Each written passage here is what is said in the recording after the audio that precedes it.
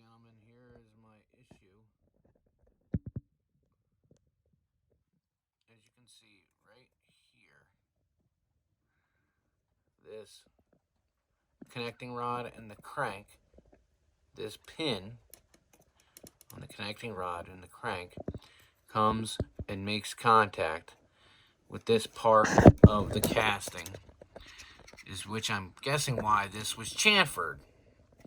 But it wasn't chamfered enough, or I don't know what. And now the pin is coming around and making contact with that casting. You can see the line right there where the pin's hitting there and right there.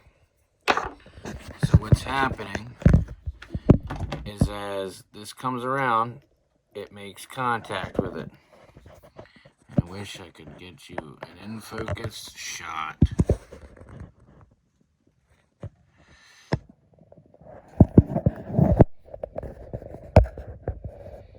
There, you can see it a little better.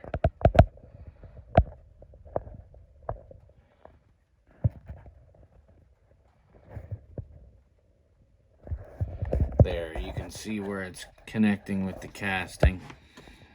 And the pin comes around and hits it, and it binds up right there.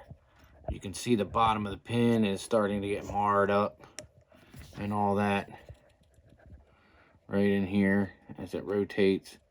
And it's getting, I guess it's messed up my bearing. Like this is, like there's a lot of side to side play in that bearing now and all that for that crankshaft, which is letting everything wiggle and move all around up in there pretty bad, you know. So that's what is happening. That's why I say the geometry is wrong, and you can see where it's been rubbing into the casting on the top, even on the top of the casting up here. It's just wearing away, and it's hitting, and that's what it binds on. Like right now, it's nice and free. You know what I mean? Working great, but I don't know, when I start cranking the handle, you know, by the time I get like maybe 10 cases loaded, it'll start to bind, and then it'll stay stuck in this position, and I won't even be able to push this around because it's bound up so bad. And then I'll cycle, you know, I'll cycle it.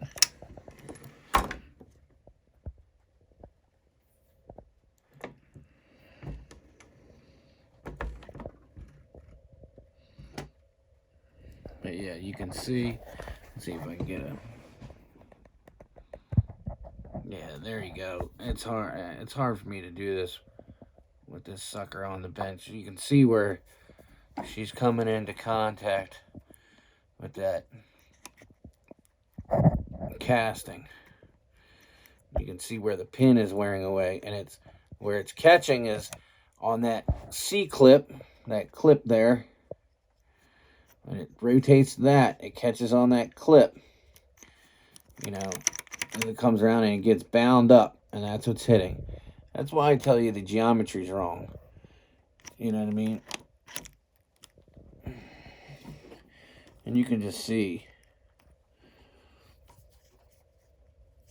you know, all the movement, all that play in the bearing.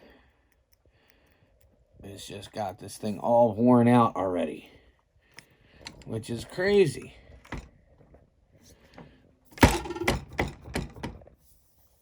You know? I don't know if this is supposed to have wear marks in it or what. I can't really see under there. But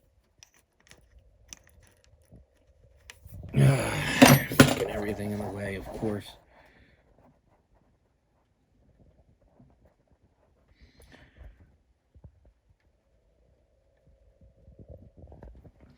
But yeah, as it comes around, that pin hits that casting on that chamfered edge, and it's caused problems. Now I think it's got my bearing all worn out or something, and that's what it binds on. I can't get it to bind right now because that freaking C-clip, that clip on the end of this pin, needs to get turned the right way, because those two little pinholes in the clip need to get turned just the right way. Yeah. These right there. These, there. Got it turned a little. It's hard to do this and watch the camera. That right there will come and make contact with that and catch on the casting.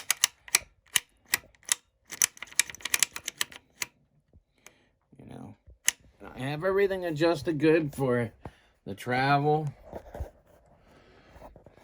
You know, we need each of these just right, you know.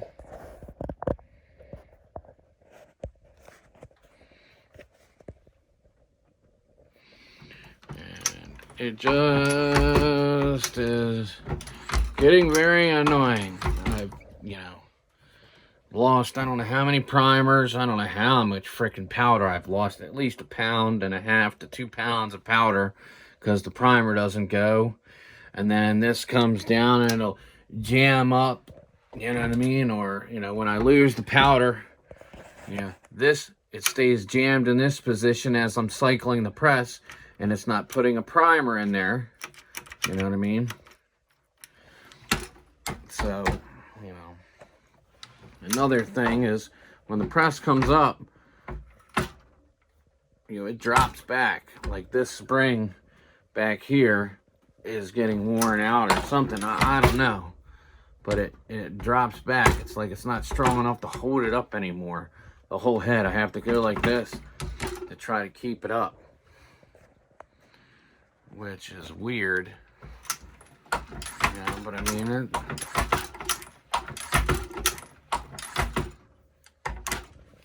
which is just crazy. And you know, I don't have the plastic thing on there. You guys said in the video to sand this down. That's a bad idea because there's not much of a lip here that you want to sand this to make it closer to rub on the disc, the primer disc. If anything, you would want to space it away and put washers at each one of these little holes, little thin freaking washers to, you know, to space it away from that, not sand it down to bring it closer, you know what I mean? Because then to try to sand that, you'd have to sand along this freaking edge here, which is a pain in the ass, and sand here along this lip, you know. So either redesign this to have a little bit bigger of a lip on this outer edge on each side here and here, or include some washers, you know, some thin spacers to bring it up off the plate, you know.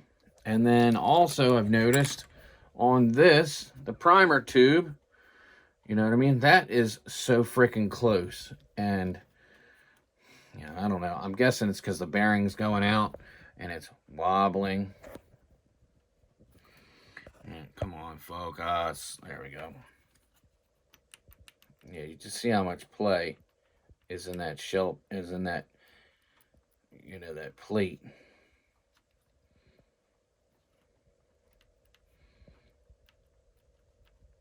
It's just a lot of play. Lot of play. And I have that screw tight.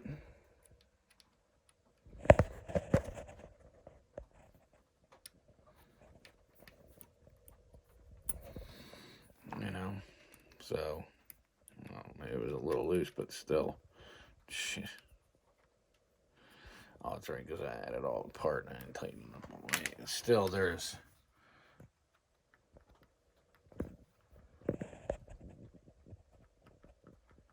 still a lot of play in that bearing.